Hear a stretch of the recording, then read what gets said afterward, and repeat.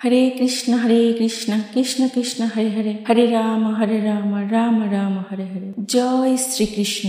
রাধে রাধে। নমস্কার সবাইকে। ধর্মতত্ত্ব ইউটিউব চ্যানেলে আপনাদের সকলকে জানাই সুস্বাগতম।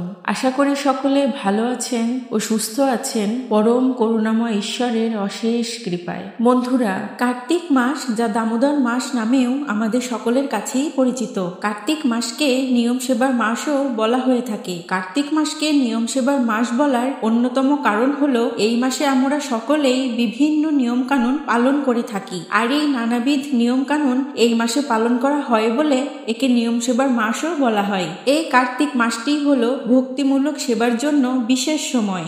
এই মাসে আপনারা যদি কিঞ্চিত পরিমাণও কোনো ভক্তিমূলক কাজ করতে পারেন তাহলে তার সহস্রগুণ বেশি কৃপা লাভের সুযোগ পাবেন আপনারা। পরমেশ্বর ভগবান শ্রীহরি হলেন করুণার সাগর। আমরা ভগবানের কৃপা পেতে যত না উৎসুক, ভগবান শ্রীহরি আমাদের কৃপা করতে তার চেয়ে সহস্রগুণ বেশি উৎসুক। তবে ভগবান তার ভক্তদের যশস্বী করতে চান বলেই কিছু নিয়মাদি দিয়েছেন, আবার অল্পের বিনিময়ে বিশাল প্রতিদানের প্রতিশ্রুতিও দিয়েছেন, যাতে আমরা সহজেই সেই সুযোগ কাজে লাগিয়ে ভগবান শ্রীহরির প্রিয় হতে পারি। ভগবান শ্রীহরির এই শত শত ভক্তিমূলক কাজ বা শত শত ভক্তিমূলক সেবার মধ্যে অন্যতম একটি ভক্তিমূলক সেবা হলো পরমেশ্বর ভগবান শ্রীহরি বিষ্ণুকে আমলকি ফল নিবেদন করা ও অগস্ত্য ফুলও নিবেদন করা। ভগবান শ্রীহরি বিষ্ণুকে আমলকি ফল দিয়ে সেবা করা ও তার চরণে অগস্ত্য ফুল অর্পণ করা।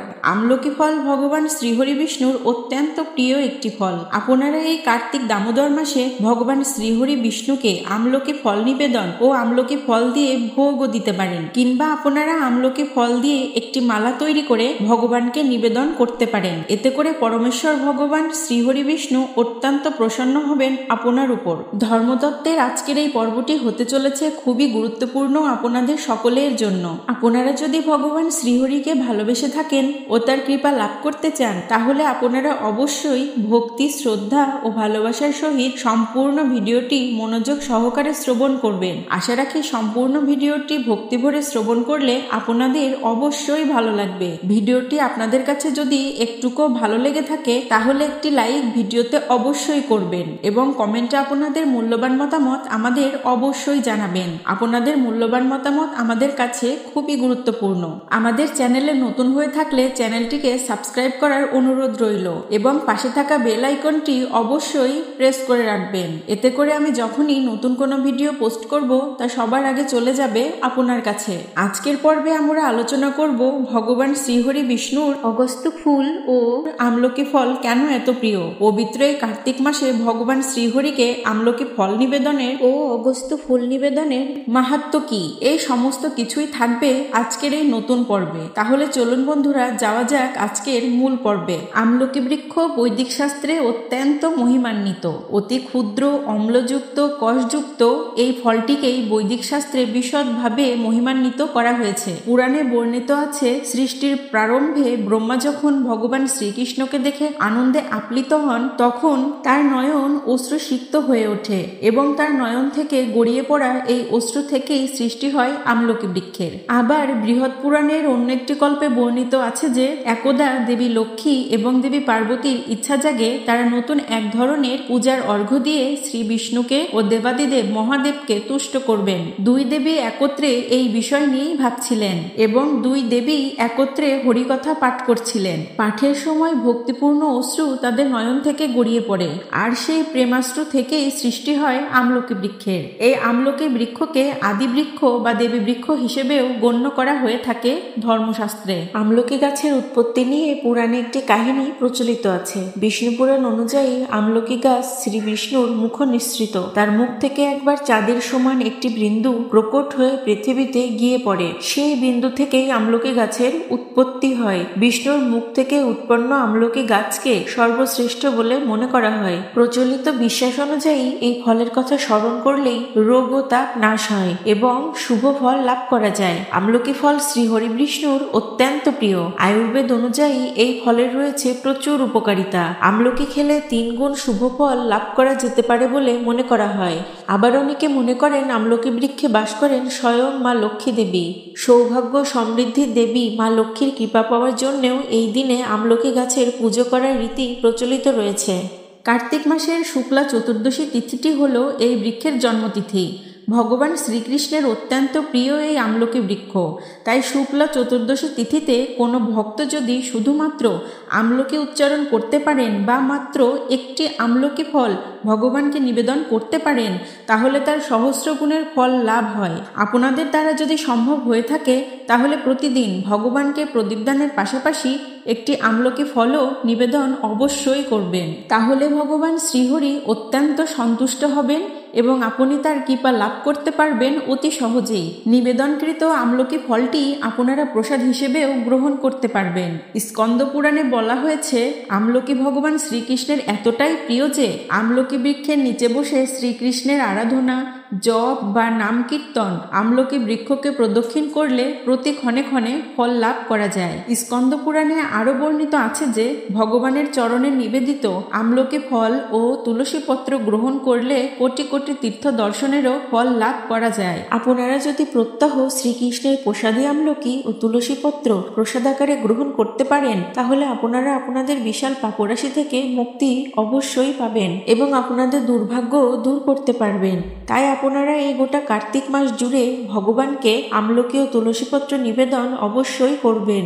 এই পবিত্র দামোদর কার্তিক মাসে ভগবানের ইচ্ছায় প্রতি বছরই আমলকি ফল পরিপুষ্ট হয়ে থাকে। তাই ভগবান প্রদত্ত এই সুযোগ আপনারা অবশ্যই গ্রহণ করবেন এবং আমলকি ফলটি দিয়ে ভগবানের সেবা প্রদান করবেন। প্রতিদিন আপনারা তুলসী কাষ্ঠের প্রদীপ, তুলসী মঞ্জুরির সাথে সাথে আমলকি ফলও ভগবানের সেবায় আপনারা প্রদান করতে পারবেন এবং পরম ভক্তি সহকারে অবশ্যই তা গ্রহণ করবেন এবং ঈশ্বরের কৃপা লাভ করবেন। এই পবিত্র কার্তিক মাসে আমলকি ফল শুধুমাত্র যে ভগবানের সেবায় অর্পণ করলেই যে তার কৃপা লাভ করা যাবে তা নয়, বরং আপনি যদি এই আমলকি ফলটি কোনো ব্যক্তিকে দান করতে পারেন তাহলেও তা আপনাকে অত্যন্ত শুভ ফল প্রদান করবে। এই মাসে আমলকি ফল দান করলে শ্রীহরি বিষ্ণুর কৃপা লাভ করা যায় এবং মা লক্ষ্মীরও আশীর্বাদ পাওয়া যায়। এই আমলকি ফলটি আমাদের প্রত্যেকের আধ্যাত্মিক উন্নতিতে বিশেষ সহায়ক এবং পাপ মোচনেও বিশেষ সহায়ক এই ফলটি। কার্তিক মাসে আমলকি দানের গুরুত্ব অবর্ণনীয়। কার্তিক মাসে আমলকি ফল দান করলে ঐশ্বরিক আশীর্বাদও প্রাপ্ত হয়, ভগবান শ্রীহরি সন্তুষ্ট হন এবং মা লক্ষ্মী দেবীরও আশীর্বাদ লাভ হয়। এই পবিত্র কার্তিক দামোদর মাসে আমলকি দান করলে আধ্যাত্মিক উন্নতি ঘটে এবং পাপ ক্ষয় হয়। এটি জীবনের সম্পদ সমৃদ্ধি বৃদ্ধিতে অত্যন্ত সহায়ক। কার্তিক মাসের শুক্লা চতুর্দশীতে আমলকি বৃক্ষের জন্ম হয়। তাই এই মাসে আমলকি ঈশ্বরকে নিবেদন করা বা কোনো ব্যক্তিকে দান করাও বিশেষ তাৎপর্যপূর্ণ।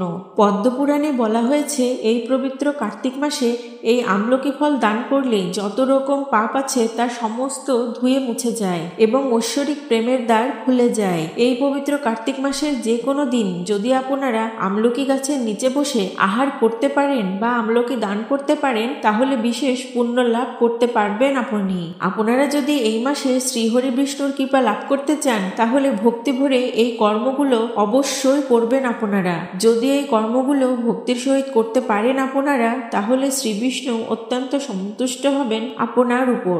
আপনারা প্রতিদিন 108 বার করে আমলকি বৃক্ষকে অবশ্যই প্রদক্ষিণ করবেন। আমলকি বৃক্ষের নিচে বসে শাস্ত্র অধ্যয়ন করবেন এবং নাম জপ করবেন ভক্তি ভরে। আমলকি ফল ভগবানকে নিবেদন করবেন এবং তা প্রসাদ রূপে আপনি গ্রহণ করবেন। চাইলে আপনি আমলকি ফল দিয়ে মালা তৈরি করেও ভগবানকে অর্পণ করতে পারেন। চেষ্টা করবেন আমলকি ফল কোনো ব্যক্তিকে দান করার। ভগবান শ্রীহরি বিষ্ণুকে নিবেদনের পাশাপাশি যদি কোনো আমলকি ফল কোনো ব্যক্তিকে দান করতে পারেন, তাহলেও ভগবান শ্রীহরি অত্যন্ত প্রসন্ন হবেন আপনার উপর। আপনারা মুখে আমলকি শব্দটি 108 বার করে জপ করলেও বিশেষ উপকার পাবেন ও ঈশ্বরের কৃপা লাভ করতে পারবেন। আমরা জানি ভগবান শ্রীকৃষ্ণের অনেক রকম ফুল পছন্দ, যেমন মালতী, জুঁই, চাপা, কাঠগোলাপ ফুল, আরো নানা রকম ফুল। বিশেষ করে সাদা ফুল ভগবান শ্রীকৃষ্ণের অধিক প্রিয়। কিন্তু এই ফুলগুলো দিয়ে আমরা তো সারা বছরই ভগবানের পূজা পূজা অর্চনা ও তার আরাধনা করতে পারি। তবে যেহেতু এটা কার্তিক মাস, দ্বাদশ মাসের মধ্যে ভগবান শ্রীকৃষ্ণের অত্যাধিক প্রিয় একটি মাস, তাই এই মাসে আমরা ভগবানের প্রিয়, ভগবানের পছন্দের জিনিসগুলো দিয়েই তার পূজা অর্চনা করব, তার আরাধনা করব। হাজার হাজার সাদা ফুলের মধ্যে ভগবান শ্রীহরির সবচেয়ে পছন্দের ও সবচেয়ে প্রিয় একটি ফুল রয়েছে, তা হলো অগস্ত্য ফুল, যা আমাদের সকলের কাছেই বকফুল নামে অধিক পরিচিত। এই পবিত্র কার্তিক দামোদর মাসে অন্যান্য ফুল দিয়ে ভগবানের পূজার পাশাপাশি যদি আমরা বকফুল দিয়েও তার পূজা অর্চনা করতে পারি, তাহলে তিনি অধিক প্রসন্ন হন, তিনি তার ভক্তদেরকে কৃপা করেন, ভক্তদের উপর সন্তুষ্ট হন। আপনারা বকফুল ভগবান শ্রীকৃষ্ণের পায়ে অর্পণ করার পাশাপাশি অগস্ত্য ফুল দিয়ে একটি মালা তৈরি করেও ভগবানকে নিবেদন করতে পারেন।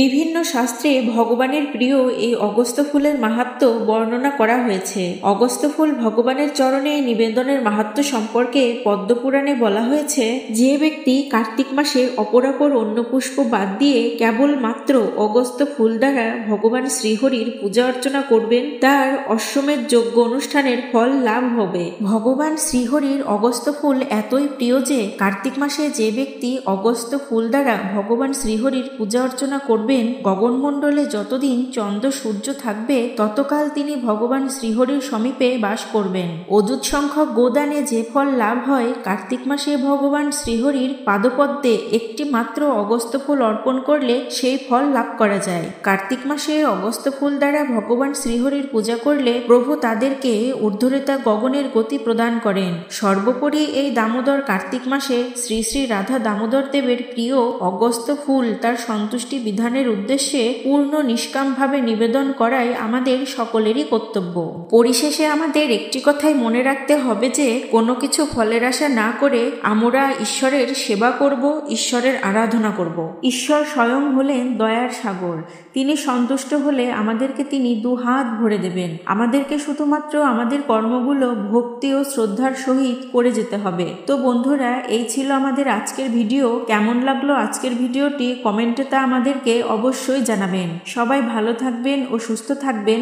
আসবো পরবর্তী আবার কোনো ভিডিও নিয়ে। জয় শ্রীকৃষ্ণ।